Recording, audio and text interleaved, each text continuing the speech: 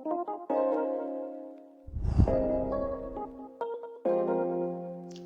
perkenalkan nama saya Leoni, absen 1. Perkenalkan, nama saya Teddy, absen 13.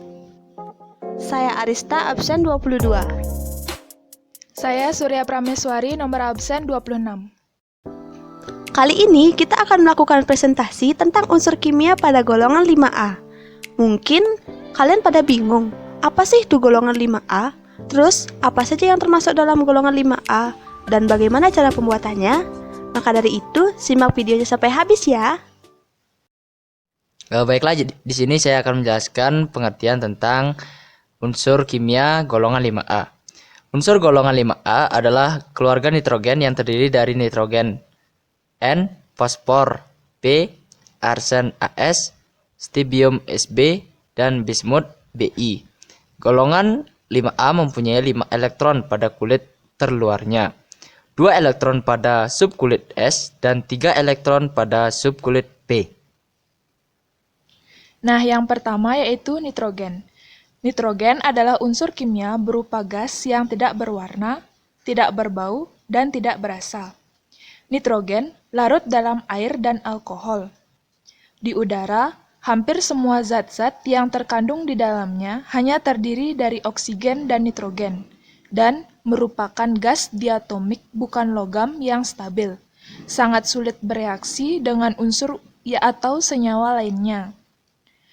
Nitrogen mengisi 78,08% atmosfer bumi dan terdapat dalam banyak jaringan hidup.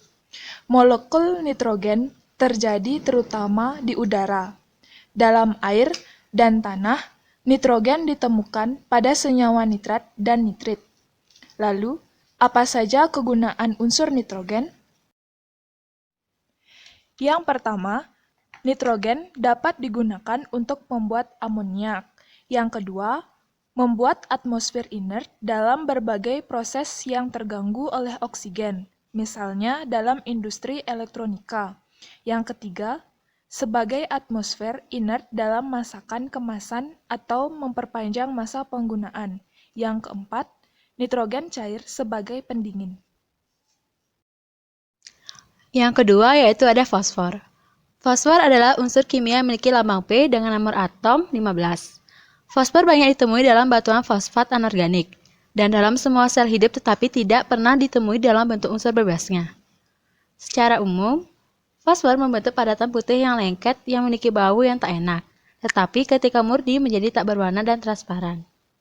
Nah, apa saja sih itu kegunaan fosfor? Dalam agrikultur dan produksi pertanian digunakan sebagai fertilasi, sedangkan senyawa yang lainnya dapat digunakan sebagai pembuatan pakan ternak, dan ada juga yang digunakan sebagai pestisida dan pembuatan plastik lainnya. Selain itu, fosfor juga dipakai untuk membuat mainan yang bercahaya di kegelapan, seperti korek api, sumber lampu radioaktif, dan LED warna putih. Nah, yang ketiga yaitu arsen. Arsen ini adalah unsur metaloid dan dalam tabel periodik yang memiliki simbol As dan nomor atom 33. Arsen ini merupakan unsur metaloid yang terkenal beracun dan memiliki 3 bentuk alotropik, yaitu kuning, hitam, dan abu-abu. Di alam, biasanya arsen ini terdapat dalam bentuk mineral pada kerak bumi. Arsen ini merupakan unsur metaloid yang berfase padat dan mempunyai warna abu-abu perak yang sangat mengkilap. Arsen juga memiliki 2 alotrop lain, yaitu arsen kuning dan arsen hitam. Tetapi, keduanya tidak lebih stabil dibandingkan dengan arsen abu-abu. Penggunaan arsen ini sangat bervariasi, antara lain pada industri pengerasan tembaga dan timbal sebagai bahan pengisi pembentukan campuran logam, industri pengawet kayu, dan untuk melapisi perunggu, serta industri cat, keramik, gelas, dan kertas dinding. Selanjutnya yang keempat yaitu antimon. Saya akan menjelaskan apa itu antimon. Antimon adalah suatu unsur metaloid kimia dalam tabel periodik yang memiliki lambang Sb dan nomor atom 51. Antimon merupakan konduktor panas dan listrik yang buruk. Antimon merupakan metaloid yang mempunyai 4 alotropi bentuk. Kegunaan antimon. Antimon digunakan di teknologi semikonduktor untuk membuat detektor inframerah, diode, dan peralatan Hall effect. Ia dapat meningkatkan kekerasan dan kekuatan timbal. Baterai, logam anti friksi, senjata ringan, dan peluru penjejak, pembungkus kabel, dan produk-produk minor lainnya menggunakan sebagian besar antimon yang diproduksi. Yang kelima, ada bismut. Bismut adalah suatu unsur kimia yang memiliki lambang Bi dan nomor atom 83. Logam dengan kristal trivalen ini memiliki sifat kimia mirip dengan arsen dan antimoni. Dari semua jenis logam, unsur ini paling bersifat diamagnetik dan merupakan unsur kedua setelah raksa yang memiliki konduktivitas termal terendah. Dan adapun kegunaannya yaitu digunakan dalam bidang kosmetik, dan bismut juga dapat digunakan dalam bidang obat-obatan. Magnet permanen yang kuat bisa dibuat dari campuran bismanol MnBi. Bismut digunakan dalam produksi besi lunak. Selain itu, bismut sedang dikembangkan sebagai katalis dalam pembuatan akrilik. Bismut juga telah digunakan dalam penyolderan, dan selain itu sebagai bahan lapisan kaca keramik. Aloi bismut dengan timbal dan antimoni digunakan untuk piringan pita steril.